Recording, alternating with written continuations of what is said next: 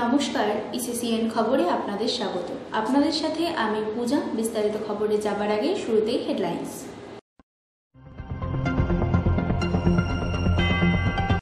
কোচবিহারের ভ্যাটাগুড়িতে 100 দিনের কাজের বকেয়া টাকা মিটিয়ে দেওয়ার জন্য শাসক দলের পক্ষ থেকে যে মাইকিংয়ের ব্যবস্থা করা হয়েছিল। গতকাল রাতে ভ্যাটাগুড়ি 2 নং গ্রাম পঞ্চায়েতের উপপ্রধান দীপক বর্মনের বাড়িতে গভীর রাতে তল্লাশির নামে পুলিশের বিরুদ্ধে ভাঙচুর। টোটো এবং মোটরসাইকেল সংঘর্ষে মৃত এক। পথ দুর্ঘটনায় মৃত্যু হল এক যুবকের। আসছি বিস্তারিত খবরে। কোচবিহারের ভ্যাটাগুড়িতে 100 দিনের কাজের বকেয়া টাকা মিটিয়ে দেওয়ার জন্য শাসক দলের পক্ষ থেকে যে মাইকিংয়ের ব্যবস্থা করা হয়েছিল। কোচবিহারের ভ্যাটাগুড়িতে 100 দিনের কাজের বকেয়া টাকা মিটিয়ে দেওয়ার জন্য শাসক দলের পক্ষ থেকে যে মাইকিংয়ের ব্যবস্থা করা হয়েছিল তা ভেঙে দেওয়ার অভিযোগ ওঠে বিজেপির দিকে। এরই প্রতিবাদে ভ্যাটাগুড়ি বাজারে রীতিমতো রাস্তায় বসে বিক্ষোভ প্রদর্শন করা হয় তৃণমূলের পক্ষ থেকে। উপস্থিত ছিলেন তৃণমূল জেলা সভাপতি অভিজিৎ দে ভৌমিক সহ উত্তরবঙ্গ উন্নয়ন মন্ত্রী উদয়ন গুহ। তৃণমূল জেলা সভাপতি সমস্ত অভিযোগের তীর কেন্দ্রীয় স্বরাষ্ট্র প্রতিমন্ত্রী নিশীথ প্রামাণিকের দিকে করেছেন, যদিও এই বিষয়ে এখনো পর্যন্ত বিজেপির পক্ষ থেকে কোনো রকম প্রতিক্রিয়া পাওয়া যায়নি। ভ্যাটাগুড়ি 1, ভ্যাটাগুড়ি 2 কেন্দ্রীয় মন্ত্রী নিশীথ প্রামাণিকের সুপরিকল্পিত সন্ত্রাস। একদিন দুদিন নয়, এটা দীর্ঘদিন। ভোট আসলে বোম বিক্রি করা, বারুদ বিক্রি করা, এই সমস্ত বিজনেস। চাকরির টাইমে পয়সা তোলা, এটাই বিজনেস। এই যে ভোট এসছে, রাজনৈতিক সন্ত্রাস, এটা চলতে যাওয়া যাবে না। কেন্দ্রীয় মন্ত্রী Z+ সিকিউরিটি নিয়ে ঘুরে বেড়াচ্ছেন সিআরপিএফ এর বেষ্টনীতে, সাধারণ মানুষ ধরতে পারছে না। আর কিছু সাধারণ ঘরের পরিবারের ছেলেদেরকে ডেকে লোভ লালসা দেখিয়ে বিজেপি ঝান্ডা ধরিয়ে তাদেরকে তৃণমূলের বিরুদ্ধে লেলিয়ে দেওয়া হচ্ছে। আমাদের 100 দিনের কাজের টাকা দেওয়ার যে ক্যাম্প, সহায়তা ক্যাম্প হবে, সেই সহায়তা ক্যাম্পের প্রচারের গাড়ি সেই মাইক ভেঙে দিয়েছে। আমরা এই মাইক সামনে রেখে এখানে বসেছি কেন্দ্রীয় মন্ত্রীর গ্রামে। এটা একটা বিচার কোথায় দরকারি। বিহারের পুলিশ প্রশাসন আছে, সামনে নির্বাচন কমিশন আসবে, আমরা এটার কি বিচার হচ্ছে আমরা দেখে নিচ্ছি। একদম আমাদের কনসেন্ট্রেশন একটা জায়গায়, ভ্যাটাগুড়ি 1, ভ্যাটাগুড়ি। ইসিসিএন খবর দিনহাটা। গতকাল রাতে ভ্যাটাগুড়ি 2 নং গ্রাম পঞ্চায়েতের উপপ্রধান দীপক বর্মনের বাড়িতে গভীর রাতে তল্লাশির নামে পুলিশের বিরুদ্ধে ভাঙচুর। গতকাল রাতে ভ্যাটাগুড়ি 2 নং গ্রাম পঞ্চায়েতের উপপ্রধান দীপক বর্মনের বাড়িতে গভীর রাতে তল্লাশির নামে পুলিশের বিরুদ্ধে ভাঙচুর ও 15,000 টাকা ছিনিয়ে নিয়ে যায় পুলিশ। এমনটাই অভিযোগ তুলে দিনহাটা মহকুমা পুলিশ আধিকারিকের গ্রেফতারের দাবিতে ভ্যাটাগুড়িতে দিনহাটা কোচবিহার রাজ্য সড়ক অবরোধ করে বিক্ষোভ দেখান বিজেপি কর্মী সমর্থকরা। বিজেপির দাবি, যতক্ষণ না পর্যন্ত তাদের দাবি পূরণ হয় ও সমস্যার সমাধান হয় ততক্ষণ পর্যন্ত তাদের এই আন্দোলন চলবে। আরও অভিযোগ, রাতে ঘুম থেকে তুলে উপপ্রধানের ভাইকে বেধড়ক লাঠিপেটা করা হয়েছে। আর গোটা ঘটনা ঘটেছে দিনহাটা মহকুমা পুলিশ আধিকারিকের উপস্থিতিতে। পুলিশি হামলা এবং ঘরবাড়ি লুটতরাজ করা, এবং ওদের যে ওরা একটা, ওর ভাই দীপক বর্মনের ভাই একটা ডাক্তারি করে, সেই ডাক্তারির যে টাকা পয়সাগুলো ওই ছবিতের মধ্যে ছিল, সমস্ত টাকা পয়সা নিয়ে চলে গেছে। এবং দীপক বর্মনের স্কুল সার্টিফিকেট থেকে শুরু করে MA সার্টিফিকেট সমস্ত কিছু তছনছ করেছে। এই সব কাণ্ডকলাপ কালকে এসডিপিও সাহেব নিজে উপস্থিত ছিলেন ওখানে। দীপক বর্মন আমাদেরকে বলল যে এসডিপিও সাহেব ছিলেন, এবং যেটা আমাদের কাছে খবর আছে যে পুলিশের সঙ্গে তৃণমূলেরও কিছু বাহিনী ছিল। এইটুকুই আমাদের বক্তব্য। এই জন্য আজকে আমাদের এই পথ অবরোধ, পুলিশের নির্যাতনের বিরুদ্ধে আমাদের আজকের এই পথ অবরোধ। যতক্ষণ এটা শুরু হয়নি ততক্ষণ আমাদের পথ অবরোধ চলতেই থাকবে। ইসিসিএন খবর দিনহাটা। টোটো এবং মোটরসাইকেল সংঘর্ষে মৃত এক। পথ দুর্ঘটনায় মৃত্যু হল এক যুবকের। মঙ্গলবার সকালে ঘটনাটি ঘটেছে ময়নাগুড়ি ব্লকের পুটিমারি এলাকায়। মৃত যুবকের নাম মোহাম্মদ ছবি। বছর 25-এর ছবির বাড়ি দক্ষিণ পুটিমারি এলাকায়। সে সবজির ব্যবসা করত। প্রতিদিনের মতো সে ব্যবসার উদ্দেশ্যে মোটর সাইকেল চেপে ময়নাগুড়ির উদ্দেশ্যে আসছিল। সে সময় উল্টো দিক থেকে আসা একটি টোটোর সাথে সংঘর্ষ হয় মোটরসাইকেলটির। পরে ওই ব্যক্তিকে উদ্ধার করে ময়নাগুড়ি গ্রামীণ হাসপাতালে নিয়ে আসলে নিচ্ছি হাসপাতালে কর্তব্যরত চিকিৎসক মৃত বলে ঘোষণা করে। ঘটনার খবর পেয়ে ময়নাগুড়ি থানার পুলিশ ঘটনাস্থলে এসে মৃতদেহটি উদ্ধার করেছে।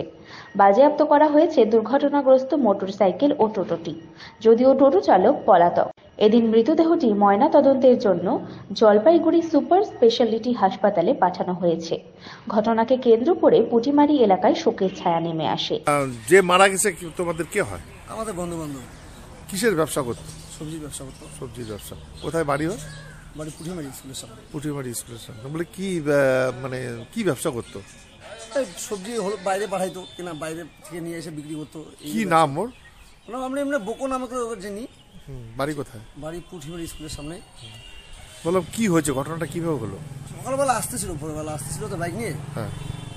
টোটোর সঙ্গে ধাক্কা লাগে। আচ্ছা, তারপরে হাসপাতাল নিয়ে যাওয়া হয়। ঠিক আছে, ডাক্তার বলে ওখানে বলে মারা তারপরে আমরা এই থানায় নিয়ে আসি। ইসিসিএন খবর, দিনহাটা। আগ্নেয়াস্ত্র সহ এক যুবককে অভিযান চালিয়ে গ্রেফতার করল শিলিগুড়ি পুলিশ কমিশনারেটের প্রধাননগর থানার পুলিশ।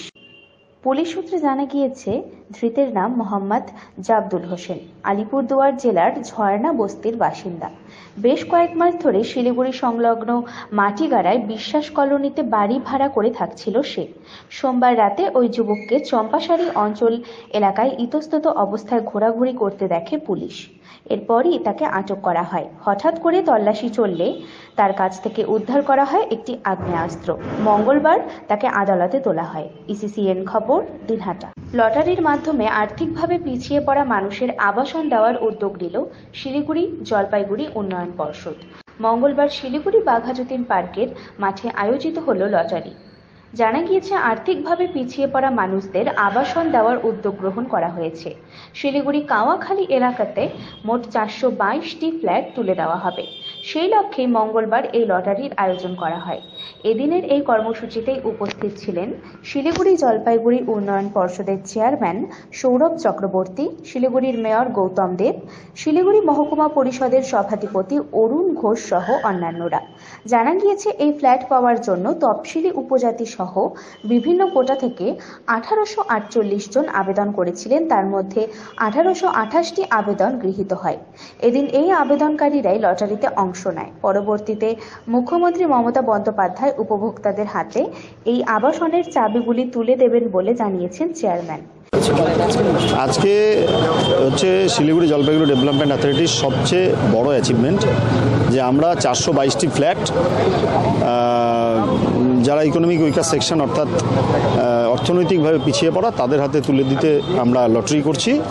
মাননীয় মুখ্যমন্ত্রী মমতা বন্দ্যোপাধ্যায় অনুপ্রেরণায় এটা তারই ক্রেডিট, তিনি আমাদেরকে এটা করতে বলেছিলেন। উৎসধারা প্রকল্পের সাথে আমাদের চুক্তি ছিল, সেই চুক্তি অনুযায়ী তারা আমাদের ফ্ল্যাটগুলো হ্যান্ডওভার করে দিয়েছেন। এই ফ্ল্যাটগুলো এখন লটারি করে আমরা শিলিগুড়ি এবং জলপাইগুড়িবাসীর হাতে তুলে দেবো, সেটা শুধু সময়ের অপেক্ষা।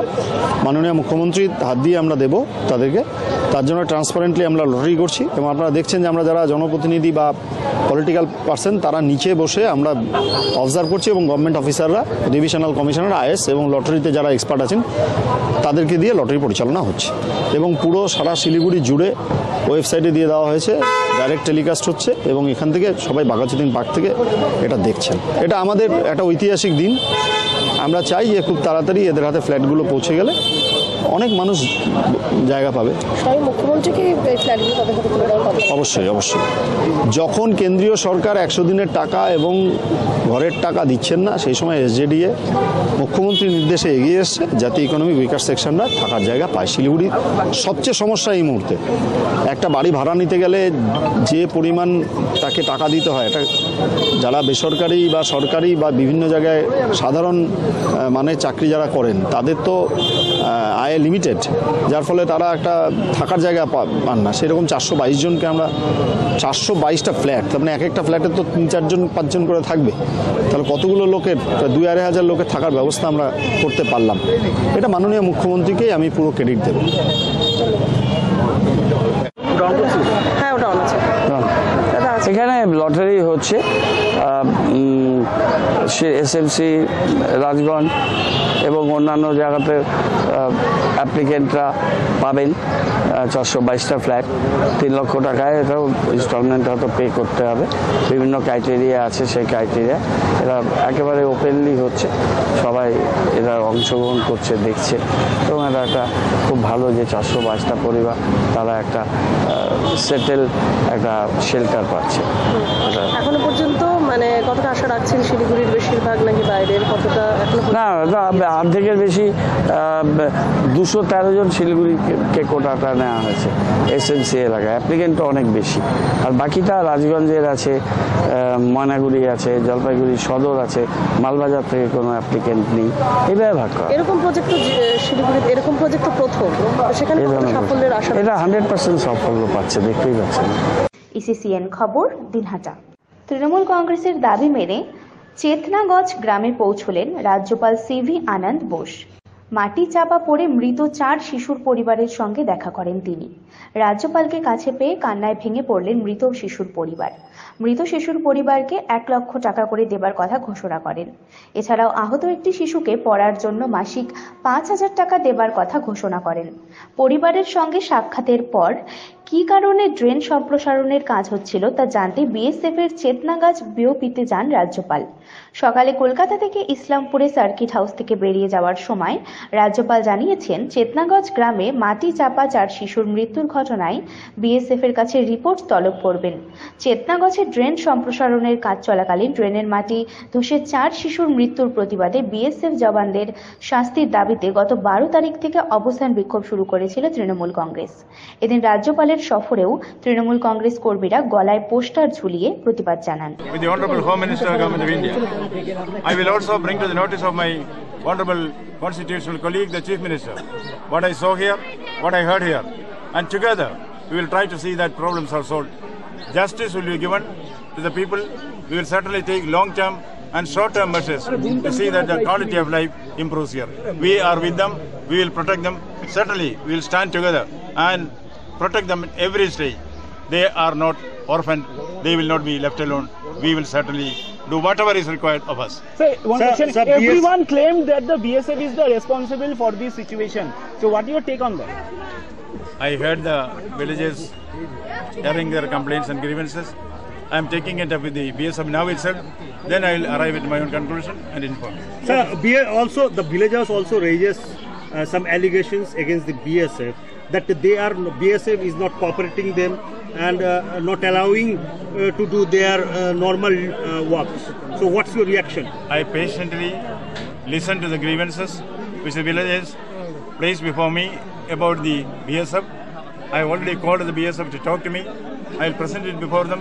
Let me get their reaction. We will see to it that issues are sorted out at the earliest amicably. Okay, thank you.